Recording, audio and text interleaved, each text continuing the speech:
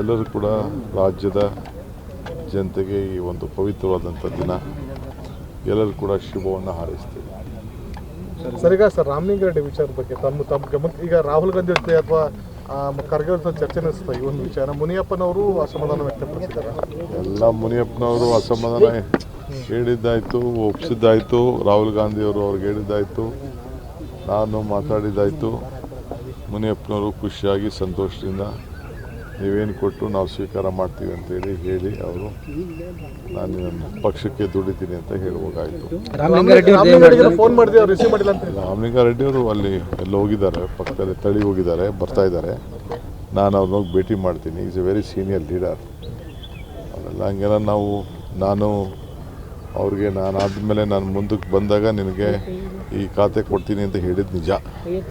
ನಾನು ನನ್ನ ತಮ್ಮ ಹೋಗಿ ಕನ್ವಿನ್ಸ್ ಮಾಡಿ ಟ್ರಾನ್ಸ್ಪೋರ್ಟ್ ಕೊಟ್ಟಾಗ ಸುಧಾಕರ್ ಹತ್ರ ಮುಜರಾಯಿ ತೆಗೆದು ಕೊಟ್ಟಿದ್ದು ನಿಜ. ಅದು ಹೈಕಮಾಂಡ್ ಅವರು ಒಂದು ತೀರ್ಮಾನವನ್ನು ಮಾಡಿದ್ದಾರೆ. ಸೊ ಅದಕ್ಕೆ ಕೃಷ್ಣ ಬೈರೇಗೌಡರಿಗೆ ಅದನ್ನು ಬೆಂಗಳೂರು ನಗರವನ್ನು ಕೊಟ್ಟಿದ್ದಾರೆ.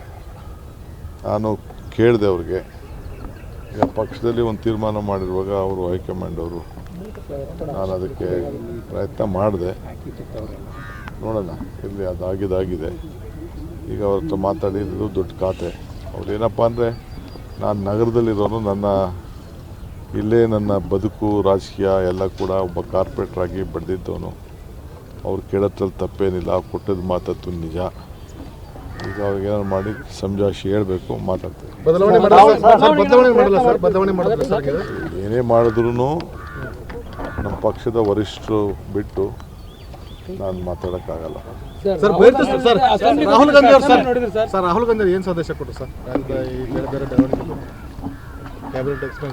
ರಾಜ್ಯದಲ್ಲಿ ಏನು ಅವ್ರಿಗೆಲ್ಲ ಕಂಪ್ಲೀಟ್ ಎಲ್ಲ ಮೀಡಿಯಾ ಇಡೀ ರಾಷ್ಟ್ರದಲ್ಲಿ ಅವ್ರಿಗೊಂದು ದೊಡ್ಡ ಸಂಚಲನ ಉಂಟಾಗಿದೆ ಅನ್ನೋದು ಒಂದು ಮೆಸೇಜ್ ಇದೆ. ಕಾರ್ಯಕರ್ತರು ಭಾಳ ಉರುಪಿದೆ, ಅದೆಲ್ಲ ಅವ್ರಿಗೆ ಮಾಹಿತಿ ಇದೆ. ನಮ್ಮ ಮೇಲೆ ಹೆಚ್ಚಿಗೆ ಜವಾಬ್ದಾರಿ ಇದೆ. ಆ ಜವಾಬ್ದಾರಿಯನ್ನು ಏನು ನಮ್ಮ ಮೇಲೆ ಓಟ್ ಹಾಕ್ತಂಥ ಮತದಾರರು ಏನು ವಿಶ್ವಾಸ ವ್ಯಕ್ತಪಡಿಸಿದ್ದಾರೆ ಅದನ್ನು ಉಳಿಸ್ಕೊಂಡು ನಾವೆಲ್ಲ ಸೇರಿ ಕೆಲಸ ಮಾಡಿದ್ವಿ. ಟೈಮ್ ಇತ್ತಲ್ಲ ಅವ್ರಿಗೆ. ನಾನೇ ರಾಹುಲ್ ಗಾಂಧಿಯವರು ನಾವೆಲ್ಲ ಒನ್ ಟೈಮ್ ಆದಮೇಲೆ ಇನ್ನು 3 ಸೆಟ್ ಮಾಡಬೇಕಾಯ್ತಲ್ಲ. ಸೊ ಒಂದು 15 ನಿಮಿಷ ಟೈಮ್ ಇತ್ತು. ನಾನೇ ಅದಕ್ಕೆ ಬಂದಾಗ ಟೈಮ್ ವೇಸ್ಟ್ ಮಾಡೋದು ಬೇಡ ಅಂಥೇಳಿ ಇಲ್ಲಿ ತಾಜ್ ಊಟಕ್ಕೆ ಹೋಗೋದಿತ್ತು, ಬೇಡ ಅಂತೇಳಿ ನೋಡಿ ಅದನ್ನು ಅಂಥೇಳಿ. ಯಾಕೆಂದ್ರೆ ಅಲ್ಲಿ ನಮ್ಮ ಬೆಳಗಾಮಲ್ಲಿ ಪ್ರಿಯಾಂಕಾ ಗಾಂಧಿಯವ್ರಿಗೆ ಬೇರೆಯವರೆಲ್ಲ ತೋರಿಸಿದ್ದು ಗಾಂಧೀಜಿಯವರ 100ನೇ ವರ್ಷದ ಆಚರಣೆ ಸಂದರ್ಭದಲ್ಲಿ. ಅಲ್ಲೇ ಅವ್ರು ನೋಡೋಕ್ಕಾಗಿರಲಿಲ್ಲ, ಇಲ್ಲಿ ಅವ್ರಿಗೆ ತೋರಿಸೋ ಭಾಳ ಖುಷಿಪಟ್ಟರು. ಸರ್, ಎಚ್ ಕೆ ಪಾಟೀಲ್ ಅವರು ಇದು ಸರ್ಕಾರಕ್ಕೆ ಎಚ್ಚರಿಕೆ ಗಂಟೆ ಅಂತ ಹೇಳಿದ್ದಾರೆ ರಾಮಲಿಂಗಾರೆಡ್ಡಿ ರಾಜೀನಾಮೆ. ಸರ್ ತಾವೇ ಕರೆದು ಮಾತಾಡಿಸ್ತೀರಾ?